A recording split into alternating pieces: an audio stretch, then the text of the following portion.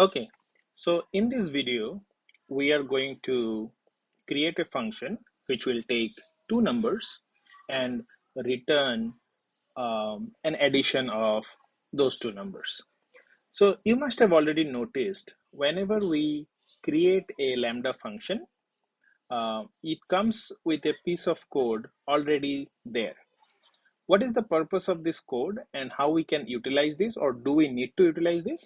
Let's look into this once we jump onto the Visual Studio Code. So here we are in our Visual Studio Code, and the purpose of this code is return the addition of two numbers. So that means we are going to write a basic Python function a comma b,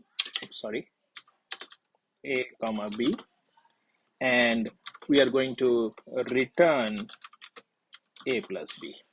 So if you notice, I have not worried much about the data type, etc., or any validations, because I am going to ensure that I only pass integer just for the demonstration purpose. Now, how do I check whether this function is working or not? I'll simply add a print command and pass two values, add 2 comma 3, and then we'll see whether this function is working or not. We obviously know it's a very basic simple example and it should work. So we'll go do python lambda.py, and there it is. Our result of 2 plus 3 is 5 is returned. Now my question then comes, can I take this function, copy this, and if I go to my lambda function, let's not delete anything, let me just paste it here. So I have a function lambda within the lambda code which does some addition, and it says I can add my code here, or maybe I can call this code from here. So I can say print something like add 2 comma 3 or 2 comma 3. Yeah. So in lambda function, we always have to deploy the code whenever we modify it. So we are going to deploy this. Deploy is typically compared to like saving it if we had done it in our local machine. So we saved it. Now let's try to test this code. Okay. So I have already prepared a simple test function. I can say pass a JSON format. Because that's how they talk to each other, the format that they use to talk to each other. So I have passed a different value of for A and B, and now quickly let's run and see what is the result.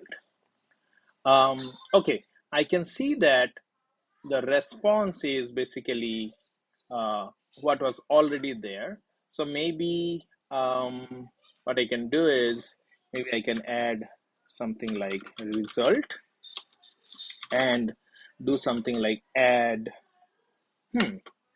But the question is, how do I pass those values? So if I do this, will it work? Okay, because now that I have modified the code, I need to deploy it again. Okay, my deployment was done. If I invoke it, something is wrong. Even though I passed two values, A and B, I have written a function to handle A and B, but it says there is an error.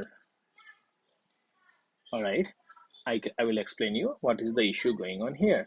So first of all, whenever we trigger Lambda, it always runs this function first. And any data transfer that happens between, say, this function and this test method, it always happens via this event, you can say carrier, or you can say the data format.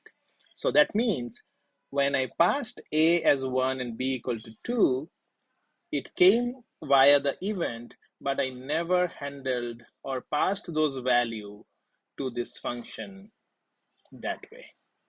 I was simply assuming that my test method will be directly be able to pass these values here, but that is not the case. What we need to do is we need to do something like, say, number 1 is equal to, and because the values are packed inside the event as a key value pair, so I need to do something like this.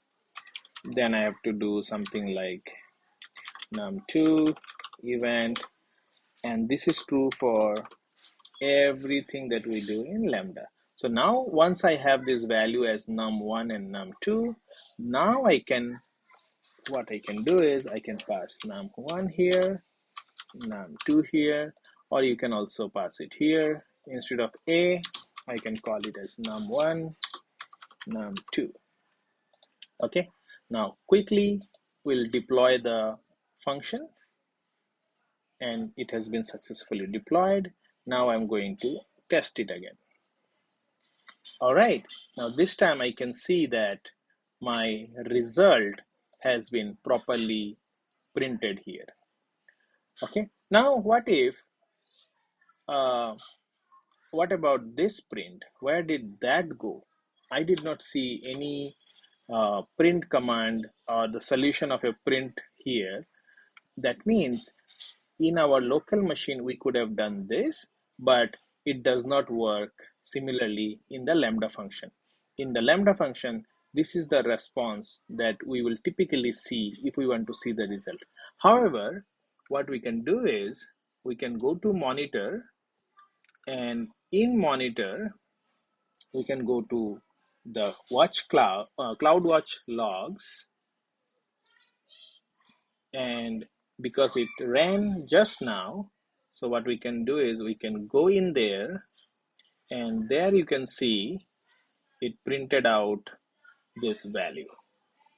So that means that here, if you want to say, you can compare this as our console. So in order to look at the console, you have to come to the another service called Cloudwatch logs.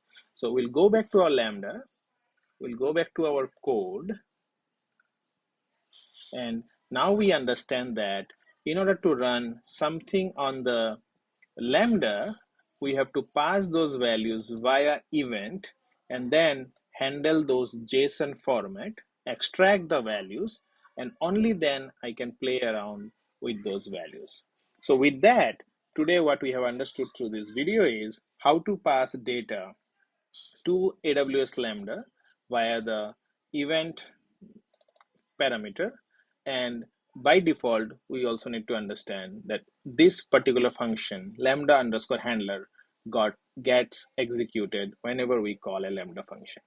In the next video we will see how we can call this lambda function from our front end, and again we should not be directly calling this function from our front end.